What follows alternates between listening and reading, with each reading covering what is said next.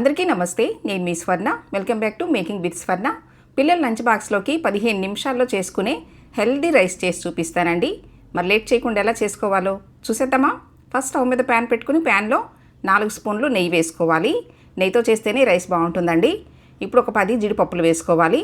Optional అండి, వేసుకోకపోయినా పర్వాలేదు, బాగానే ఉంటుంది. చూడండి, మాత్రం వేయించుకుని ఇప్పుడు ఈ జీడిపప్పుల్ని తీసి పక్కన పెట్టేసుకోవాలి.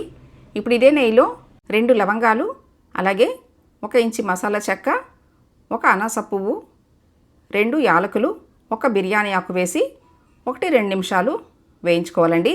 ఇలా వేగిన తర్వాత ఇప్పుడు ఇందులో 1 ఉల్లిపాయ కట్ చేసుకుని వేసుకోవాలి. చాలా సింపుల్గా చేసుకోవచ్చండి. టేస్ట్ మాత్రం నెక్స్ట్ లెవెల్లో ఉంటుంది. పిల్లలు కూడా చాలా ఇష్టపడి తింటారండి.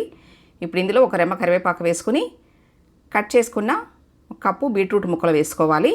1 గ్లాస్ రైస్కి 1 బీట్రూట్ కరెక్ట్గా సరిపోతుందండి. అంటే మీడియం సైజు బీట్రూట్ నేను కట్ చేసి వేశాను.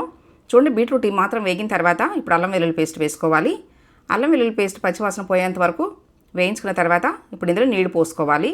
గ్లాస్ రైస్కి గ్లాసున్నర నీళ్లు పోసుకుంటే కరెక్ట్గా మనకి పర్ఫెక్ట్గా రైస్ అనేది ఉడుకుతుందండి.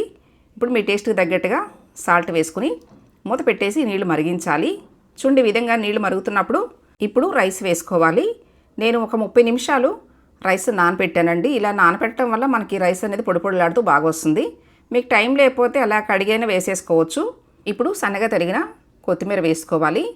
మీరు కావాలనుకుంటే కొంచెం పుదీనా కూడా వేసుకోండి. ఇప్పుడు మూత పెట్టేసి హై ఫ్లేమ్లో ఒక 5 నిమిషాలు, అలాగే లో ఫ్లేమ్లో ఒక 5 నిమిషాలు ఉడికించుకుంటే సరిపోతుందండి. చూడండి, మీకు 10 నిమిషాల తర్వాత చూపిస్తున్నాను ఎంత పర్ఫెక్ట్గా మన రైస్ రెడీ అయిపోయిందో. చాలా సింపుల్గా చేసుకోవచ్చండి, చాలా బాగుంటుంది. ఈ రైస్లోకి కర్రీ లేకపోయినా పర్వాలేదండి, కొంచెం రైతా పెట్టించండి, పిల్లలు చాలా ఇష్టపడి తింటారు. ఇంతేనండి, చాలా సింపుల్గా పిల్లలకి లంచ్ బాక్స్ అనేది రెడీ చేసేసుకోవచ్చు. నేను చూపించిన విధంగా మీరు కూడా తప్పకుండా ట్రై చేసి మీకు ఎలా వచ్చిందో మీ ఫీడ్బ్యాక్ నాకు ఇవ్వండి. ఇప్పుడు లాస్ట్లో వేయించుకున్న జీడిపప్పులు వేసేసుకోవడమే. నేను చేసి చూపించిన బీట్రూట్ రైస్ మీకు నచ్చినట్లయితే ఈ వీడియోని తప్పకుండా లైక్ చేయండి. మీ ఫ్రెండ్స్ అండ్ ఫ్యామిలీ మెంబర్స్కి షేర్ చేయండి.